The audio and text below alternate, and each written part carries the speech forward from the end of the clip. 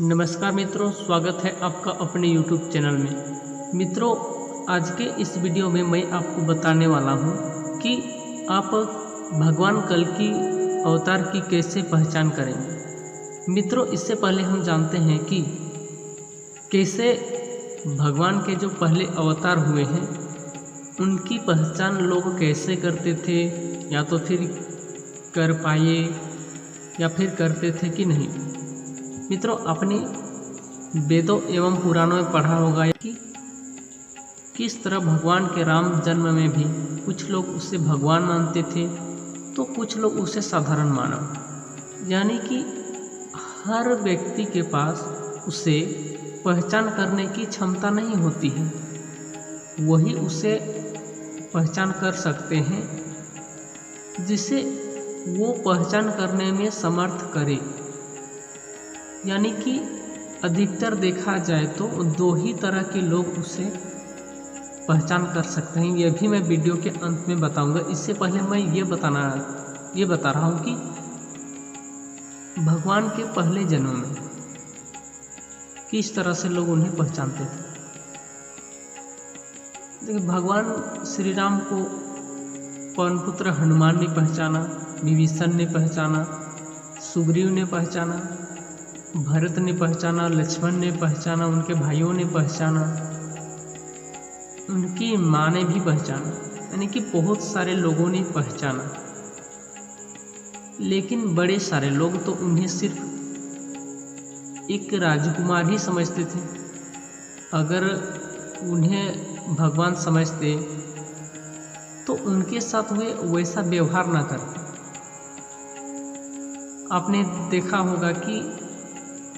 आपने सुना होगा कि किस तरह से पूरे अयोध्या वासियों ने माता सीता को वनवास पे भिजवा दिया। अगर वे उस पर शक ना करते तो फिर उन्हें वनवास क्यों जाना पड़ता। यानी कि जो माता सीता को अकेले वनवास हुआ था, मैं उसकी बातें कर रहा हूँ, तो वे क्यों जाते, नहीं जाती। और अगर भगवान श्री राम को अयोध्या के लोग भगवान समझते तो ये कदापि नहीं होने देते।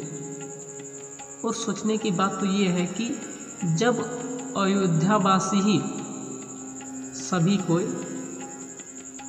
मेरा मतलब ये नहीं कि कोई भी नहीं, मतलब कुछ लोग मानते थे, जैसे वशिष्ठ, विश्वामित्र इत्यादि लोग तो भगवान मानते थे, लेकिन बाकी की जनता यानी कि सारी प्रजा उन्हें भगवान नहीं मानती। तो जब अपने राज्य के ही सारे लोग नहीं मानते थे भगवान, तो क्या पूरे संसार के लोग उन्हें मानते होंगे भगवान? नहीं। जो भक्त लोग थे वही उन्हें भगवान मानते थे। जिनके पुण्य कर्म अच्छे होंगे वही मानेंगे। फिर कृष्ण जन्म को देख लीजिए। भगवान श्री कृष्ण को सभी लोग भगवान नहीं मानते थे, कुछ लोग ही मानते थे। अगर सभी कोई मानते तो फिर तो दुर्योधन को भी मानना पड़ता। यानी कि जितने कौरव थे, सारे कौरव उन्हें भगवान मानते और उनका कहा अवश्य मानते। लेकिन दुर्योधन ने उन्हें बंदी बनाना चाहा। क्यों?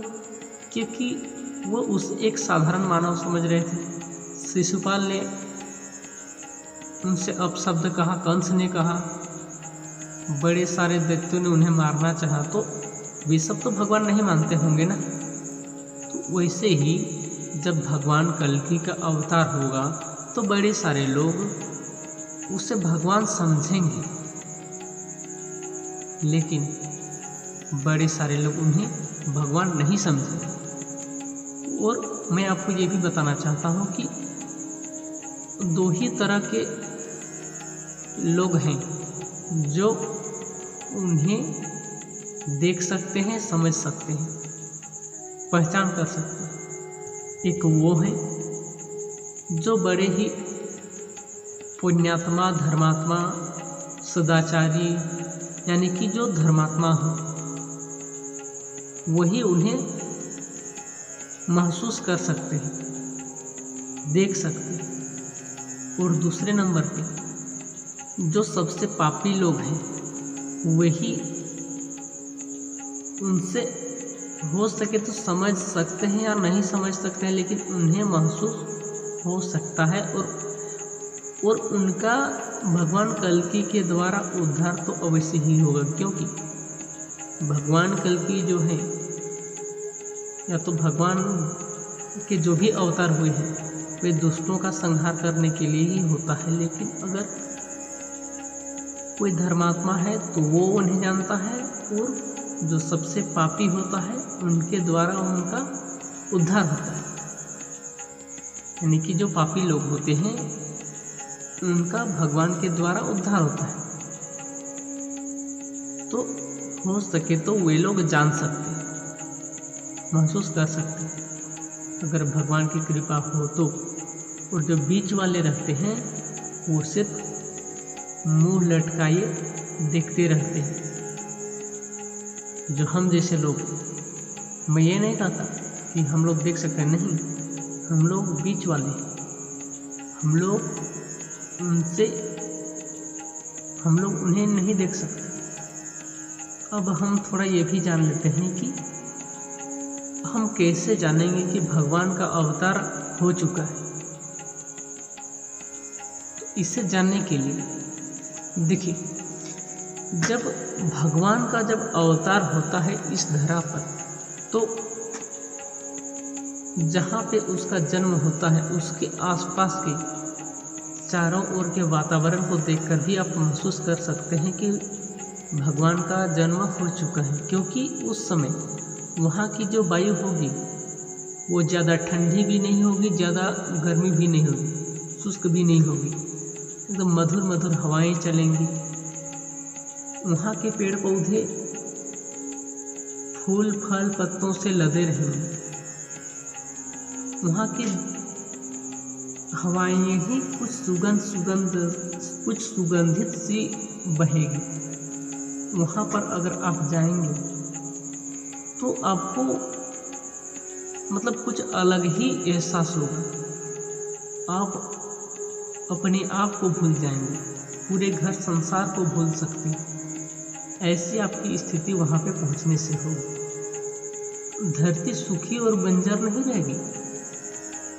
हाँ, उनके आने से पहले हो सकती है, लेकिन वो जब आएंगे तब वहाँ की धरती हरी भरी रहेगी। फल वाले पेड़ फलों से लदे रहेंगे, फूल ताजगी से भरे रहेंगे। सूर्य का तेज उनके आसपास मंद मंद होगा। सूर्य का काम सिर्फ शीतलता देने का रह जाएगा। भगवान का रंग जैसा कि वे पिछले जन्मों में भी होते आए हैं, सांवले रंग के होंगे, ना ज़्यादा गोरे ना ज़्यादा काले, वो सांवले रंग के होंगे। उसके चेहरे पर एक तेज रहेगा। अब जो कोई भी उसे देखेगा वो उसकी ओर अनायास ही आकर्षित होगा। वो उसके अंदर एक दिव्य प्रकार का तेज होगा जो सारे लोगों को, जो भी उसके सामने आएंगे, अपनी ओर आकर्षित कर लेगा। वे देखने में बड़े ही सुंदर होंगे। जो कोई भी उनको एक बार देखेगा तो ठगा सा रह जाएगा और देखते ही रह जाएगा। अपने तन मन की सुदबुद हो बैठेगा।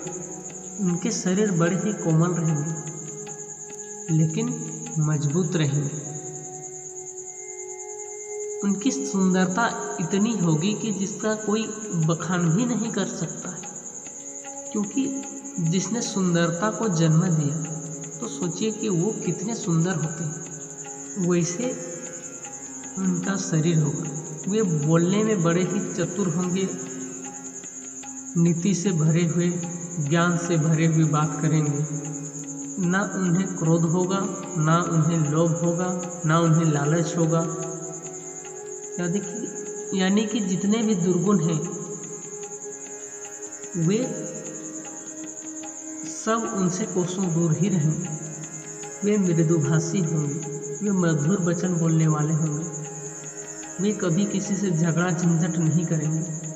वे बड़े ही गुणवान होंगे, यानी कि उसमें दुर्गुण होगा ही नहीं। और सबसे बड़ी बात ये है कि अगर उसे देखने के बाद अगर आप उसी की ओर खींचे चले जा रहे हैं तो आप समझ लीजिए कि वही वास्तव में भगवान कल्कि के अवतार हैं। अगर वीडियो अच्छा लगे तो आप हमारे चैनल को सब्सक्राइब जरूर कीजिए और कमेंट में लिख दीजिए जय श्री कल्कि।